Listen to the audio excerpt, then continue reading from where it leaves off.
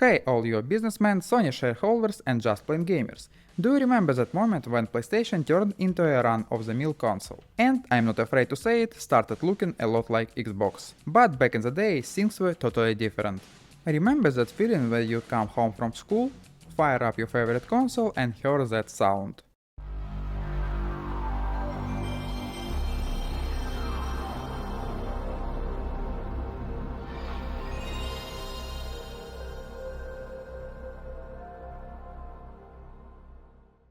Kojima was still super young, and you hadn't even heard about his genius yet.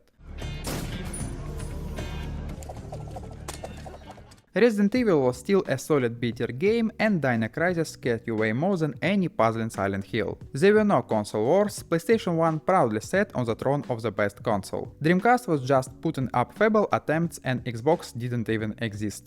Back then, Sony was on the throne, and you'd think should have been playing it safe, but that's exactly when Rapapa, Ape Escape, Web Ribbon, and the first Metal Gear Solid appeared on the shelves, along with Crash Bandicoot, Final Fantasy VII, Resident Evil, Gran Turismo, Spyro the Dragon, Tomb Raider, Silent Hill, Taken 3, and ton of other games that cemented themselves in the gaming industry right during the PlayStation 1 era. And they cemented so firmly that pretty much no one needs the slightest explanation of what these series are, at least for those born no later than the release of the first iPhone. A paradox in its purest form: the more stable the business, the bolder the games. But today, it's the total opposite. Studios are bigger, budgets are huge, and this feels like it got packed into a season pass and forgotten to unlock on release. So why did we lose that very Sony that wasn't afraid to surprise?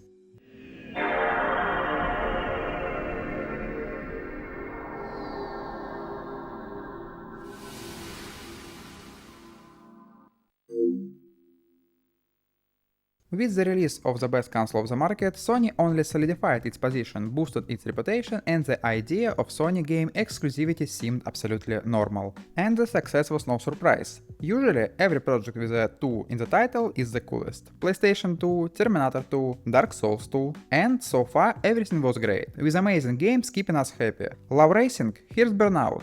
Want stealth action? Take Metal Gear Solid 2. Want a solid platformer? Here too, Ratchet & Clank and Jak and Daxter. A slasher? Onimusha's got you.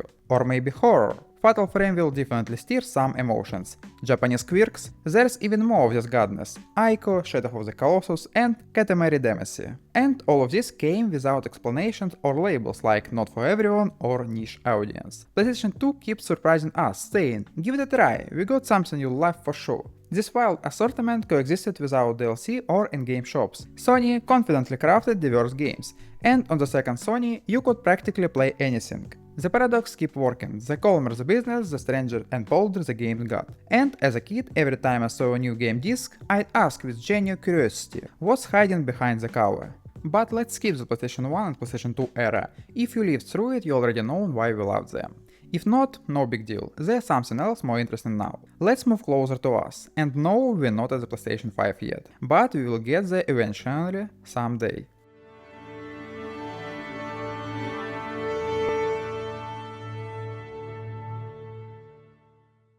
Let's sidestep the talk about its modest launch price, hefty size and other usual new console topic like stick drift. Let's talk about the games again.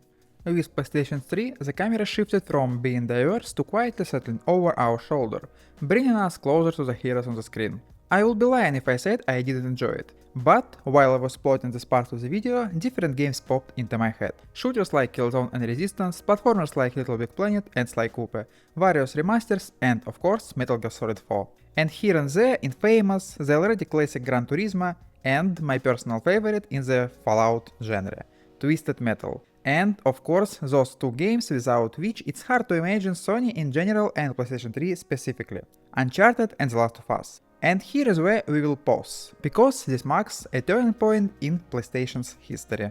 The emergence of Uncharted and the subsequent wild success of The Last of Us became the point where an internal switch seemed to flip for Sony. After that, priorities shifted. Sony started betting on cinematic third-person adventure action, tight narratives, actor performances, and stand direction to the determinant of unique ideas and gameplay. It's not like other genres vanished, but this formula became the new showcase through which Sony spoke to its audience. And that's where the shift becomes clear, leading us to today.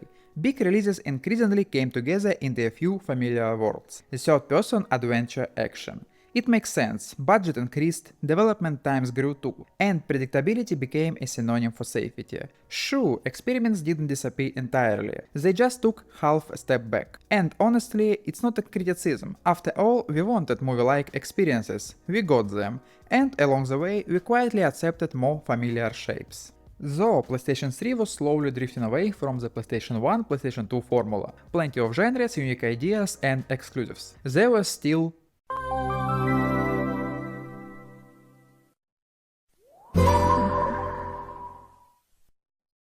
maybe due to technical limits or perhaps because of its unique portable gameplay rivaling big consoles at the time, it drew in a bunch of interesting developers and games. It saw releases from Radiant Dawn and Santa Monica Studio with titles like God of War Chain of Olympus and Ghost of Sparta, Capcom with their monstrously popular Monster Hunter Freedom Unite in Japan, Atlus with Persona 3 Portable, and the now defunct Japan Studio with their quirky projects like Patapon and Loco Roco, plus Polyphony Digital's Gran Turismo, along with a strong showing from third-party studios like GTA Liberty and Vice City Stories, and the unrivaled racing series Wipeout.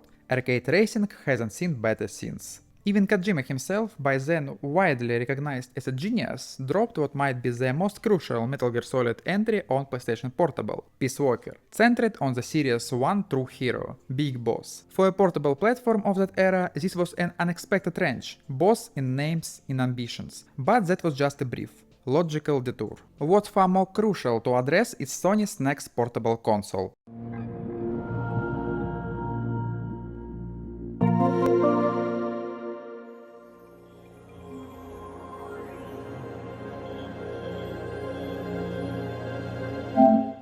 Because, in my view, this is where the crack in the company's relationship with its games and fans started to grow. Almost all exclusives turned out to be not fresh or conceptually exciting, but mostly continuations. Well, not even continuations, just spin-offs of main series, while the standout selling feature of unique gameplay devolved into wiping the back panel of the console. And, well, that's all. And this happened roughly around the same time Nintendo 3DS launched with its seemingly minor gimmick: 3D without extra glasses. In retrospect, PlayStation Vita reminded me of the PlayStation Portable, but in 2011. The company wasn't in such bad shape yet, though the trends were already visible. So why do I think this way?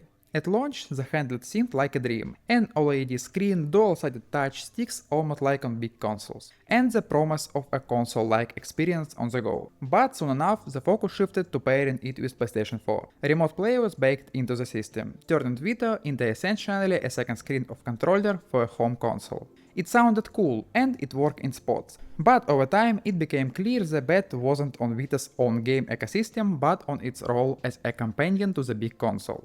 I won't even get into the odd choices like proprietary memory cards and charging quirks. Hopefully, seeing this failed audience warm up led Nintendo to make the Switch memory cards optional when it launched. But what about the games? The games were where things started going south too. Uncharted Golden Abyss from Band was a serious prologue, but felt like it didn't even reach the first game. Killzone Mercenaries from Guerrilla Cambridge was a rare portable shooter with serious production value, but often feels like mobile gaming like Modern Combat 4. Wipeout 2048 from Studio Liverpool, only to have them to shut down right after, and Little Big Planet, which hardly deserves mention.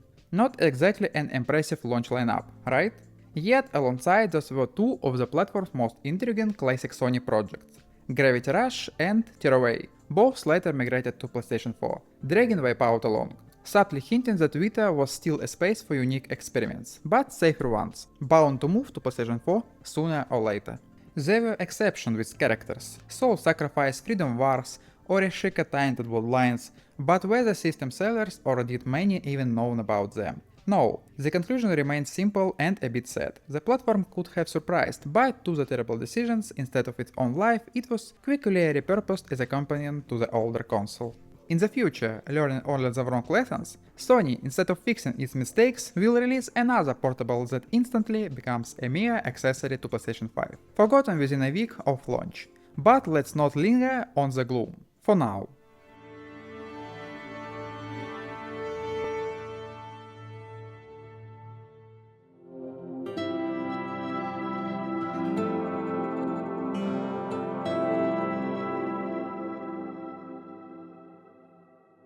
The launch lineup: Infamous Second Son, a third-person open-world action game, and Killzone, a first-person shooter. Let's be real, these games didn't exactly blow our minds.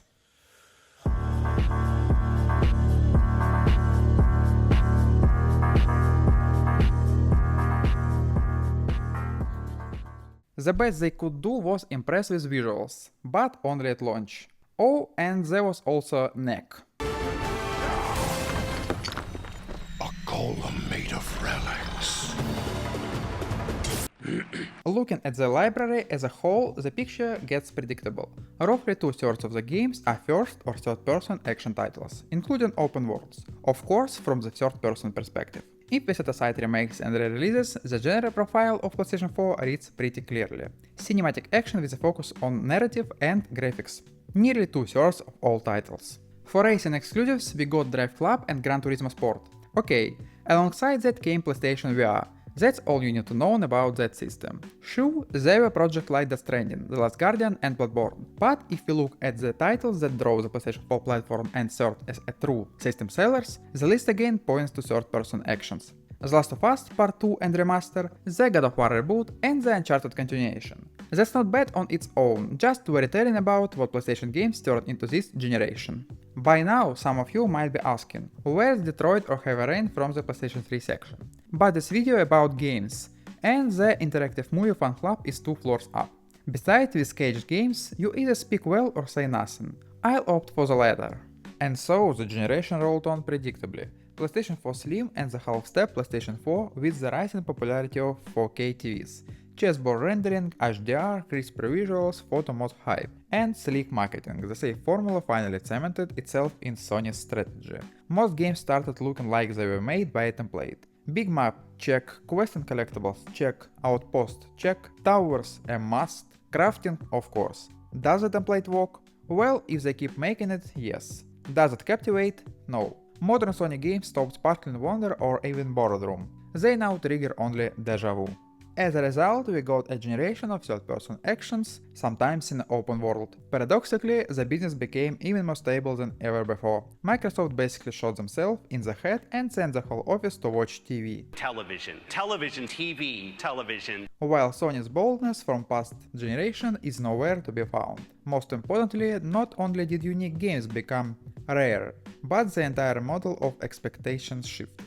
Players literally stopped anticipating what new ideas developers cook up for their games. More and more, instead of looking forward to gameplay novelties, expectation got stuck on whether the game runs at 60 frames per second, holds 4K, or how the checkerboard rendering is doing.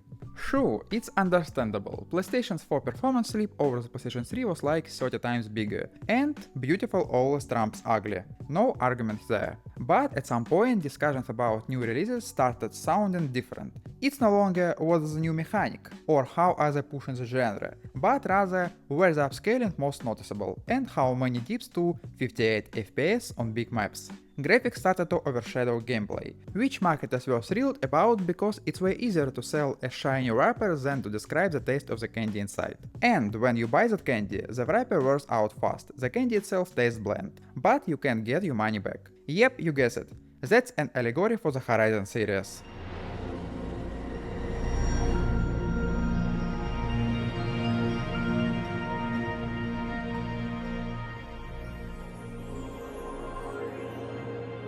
The PlayStation 5 launched in 2020 and meant to be a new leap in evolution, but instead it reinforced all the trends from the PlayStation 4. The launch lineup, let's be honest, didn't surprise anyone. Demon's Souls remake, same game in a new wrapper. Astro's Playroom, like Mario, but by its nature just a tech demo. Sackboy Big Adventure, a Little Big Planet spin-off. And Spider-Man Miles Morales, a third-person open-world action game. Spot the pattern? The same as on PlayStation 4, just now with an SSD for a fast loading. The revolutionary DualSense and ray tracing. Sure, it sounds cool on paper, but in reality, game got even more predictable. Horizon Forbidden West, No, God! a sequel with towers, collectibles, crafting, and those oh so unique robots. No! God of War Ragnarok, epic third-person action with a narrative focus. Indeed.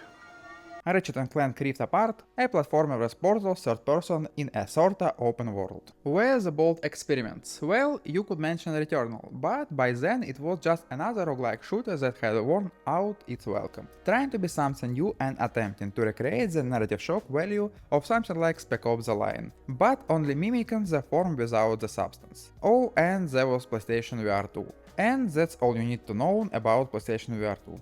In short, the business is as stable as it gets. PlayStation's 5 are flying off shelves like hotcakes. Microsoft is still trying to be relevant after Xbox One. Spoiler, they failed.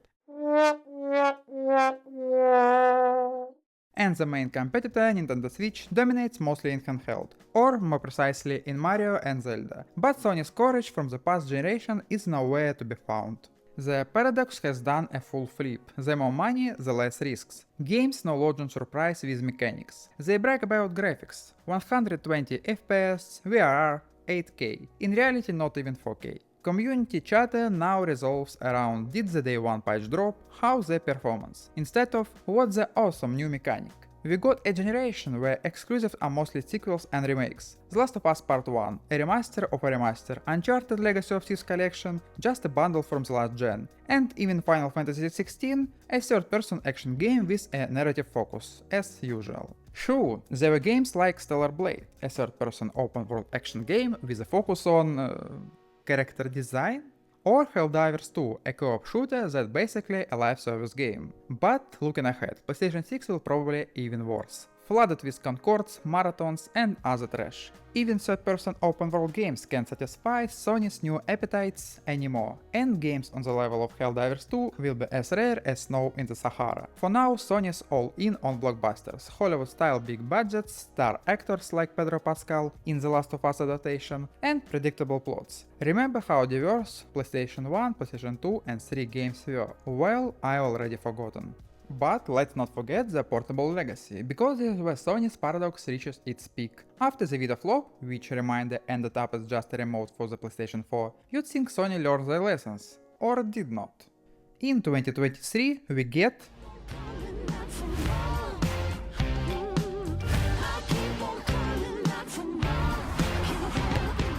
and it's not a console. It's a streaming device that doesn't even play games on its own. It just mirrors your PlayStation 5 over Wi-Fi. No eternal storage, no support for cloud service beyond PS Remote Play, nothing but a screen and a DualSense cut in half. Sounds like an evolution of Vita's Remote Play, except now without its own game library. Brilliant! Play your PlayStation 5 games on the go, but in reality you need a stable network. Your PlayStation 5 has to be powered on at home and no offline games. And the price? For $200 you don't get a new platform for experiments like the PSP with its Patapon or Loco Roco, or even the PlayStation Vita with Gravity Rush and Tearaway. Just an extender for your home console. Where the bold ideas? Where the unique portable projects? Instead we get a safe bet on accessory that was forgotten a week later, as I mentioned before. The paradox is complete. Sony, sitting on the throne of a stable business, no longer take risks or surprises. It just monetizes the old stuff.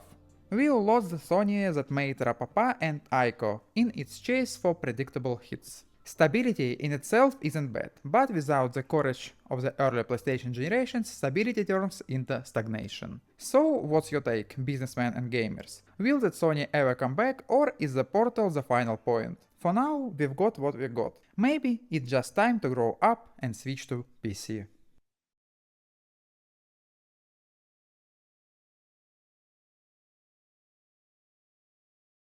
I'm the trash man. I come out, I throw trash all over the ring, and then I start eating garbage.